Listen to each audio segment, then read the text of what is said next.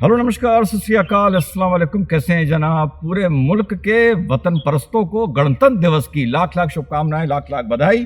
एक बार फिर मिशन भारत से यहाँ पे भी तैयारियां चल रही हैं। यहाँ प्रोग्राम थोड़ा सा हमें लेट करना पड़ता है क्योंकि कैडेट्स अपने अपने स्कूल भी जाते हैं। It is a bright windy and a sunny day. और आप सरसों देख रहे हैं, कितनी खूबसूरत लग रही है। जो सरसों के पीछे आप ये हट्स देख रहे हैं, ये हट्स नहीं है, यहाँ पर मशरूम की खेती होती है, मशरूम का कल्टीवेशन होता है। तो कल साथियों एक और मैं रिपोर्ट का अपडेट देख रहा था जहां पर यूएसए की फॉरेन पॉलिसी की धोखे की एक कहानी थी। मैं बात कर रहा हूं सीरिया की। सीरिया में आप लोगों को पता है पहले बशर अल असद थे, उनकी रशिया से पटती थी, उनकी अमेरिका से 36 का आंकड़ा था। लेकिन तख्ता पलट होता है दो साल पहले और सीरिया में जो आपका अहमद अल शरा है, वो भी जो एक ज़माने में अलकायदा का आतंकी हुआ करता था, वो आके वहां की कमान संभाल लेता है और असद भागकर रशिया चले जाते हैं। अब अमेरिका क्या करता है कि उसी आतंकी को, बात कर रहा हूं अहमद अल शरा की, अपनी गोद में बिठा लेता है।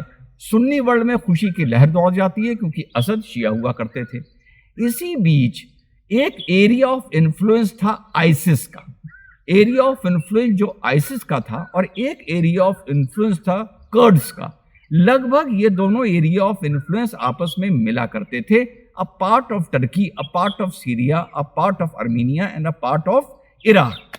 अब यहां पर जब बगदादी आया और आइसिस का एक्सपेंशन शुरू हुआ तो यहां पे अमेरिका ने पैसे देके और आम करके कर्ड्स को खड़ा किया आइसिस से लड़ने के लिए, और कर्ड्स लड़ने के बाद जब आइसिस खत्म हो गई तो कर्ड्स से वादा किया गया था कि थोड़ा इराक काट के, थोड़ा सीरिया काट कर तुम्हें एक मुल्क दिया जाएगा। लेकिन अमेरिका ने पलटी मार दी और मुल्क देने से मना कर दिया। आज वहां की जो स्थिति है, वो स्थिति उस धोखे की वजह से वापस अमेरिका में, और अमेरिका में कम यूरोप में आइसिस का खतरा फिर से मंडरा रहा है। साथियों, हुआ ये कि जब अहमद अल शरा ने सीरिया को आके संभाला तो उसने कहा कि सब अब मेरे झंडे तले रहेंगे। सीरिया में बहुत से एरिया कर्ड्स के कंट्रोल में थे। कर्ड्स आइसिस से लड़े थे, बहुत मदद की थी।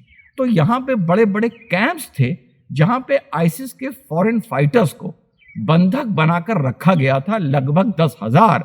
और उनके परिवार वाले जो 7 बाहर से लड़ने आए थे, उनको बंधक बनाकर रखा गया था, जिनकी गिनती लगभग 30,000 बताई जाती है, अलग अलग कैंप्स में। जैसे एक कैंप था शबादी, एक कैंप था होल, एक कैंप था हस्क।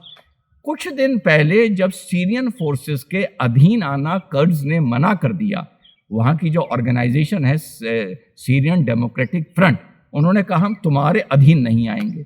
उन्होंने डोनाल्ड ट्रंप की तरफ देखा। डोनाल्ड ट्रंप ने कह दिया कि नहीं, अब मैं एक सीरिया की बात करूंगा, तुम्हारी सिक्योरिटी ऑटोनॉमी की बात करूंगा, लेकिन तुम्हें मुल्क नहीं मिल सकता। तुम्हें अब अहमद अल शरा, नए सीरिया का जो निज़ाम है, उसके अधीन आना पड़ेगा। कर्ज ये बात माने नहीं और ये लड़ाई आज से 1 महीना पहले शुरू हो गई। अब हो ये रहा है कि कर्ज के जो एरिया हैं वहां पे सीरियन आर्मी घुसती चली आ रही है और कर्ज बेचारे पीछे हटते आ रहे हैं। ये बता दूं, ये दोनों माशाल्लाह मुस्लिम हैं, दोनों नमाज पढ़ते हैं, दोनों एक ही नबी को मानते हैं, दोनों एक ही किताब कुरान को मानते हैं। बात कर रहा हूं कर्ड्स की और सीरिया की फोर्सेस की। याद करिए, ये कर्ड्स वही हैं जो अपना के देश के लिए, अपने लिए एक ऑटोनॉमी मांग रहे थे, और सद्दाम हुसैन ने इनके गांवों की गैस अटैक किया था, जहां पर उस जमाने में लगभग 15,000 कर्ड्स मारे गए थे, पूरे गांव के गांव मर गए थे। वो भी, सद्दाम भी मुसलमान था माशाल्लाह, और कर्ड्स के बारे में तो मैं आपको बता चुका हूं।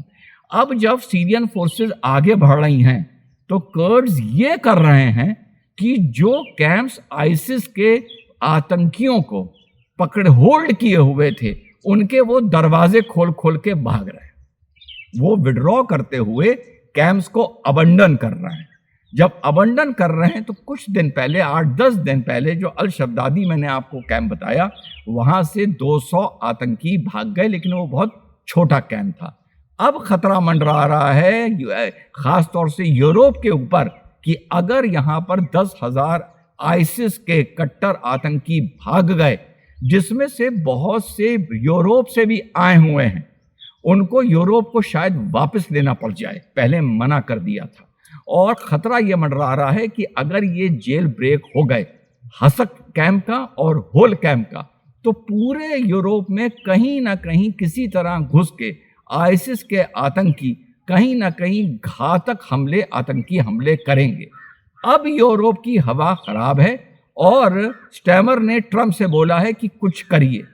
अब वहां पर हाल ये हो रहा है कि अमेरिका इन 10,000 लड़ाकों को और इनके परिवार वालों को शिफ्ट करना चाह रहा है जल्दीबाजी में। कहां से? सीरिया से निकालकर इराक ला रहा है।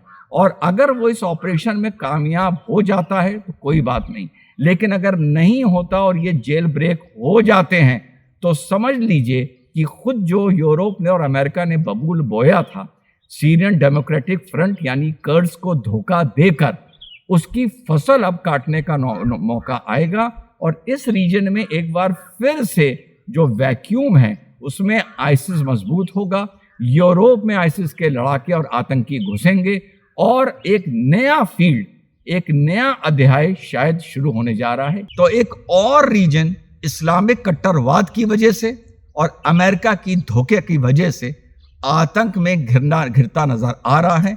यूरोप तक उसकी आंच पहुंचेगी। और एक बार फिर मजे की यही बात है साथियों कि यहां भी मुसलमान को मार रहा है। एक किताब पढ़ने वाला उसी किताब के पढ़ने वाले को मार रहा है। तेरा मेरा रिश्ता क्या, ला इलाहा इल्लल्लाह बोलने वाले एक दूसरे को मार रहे हैं।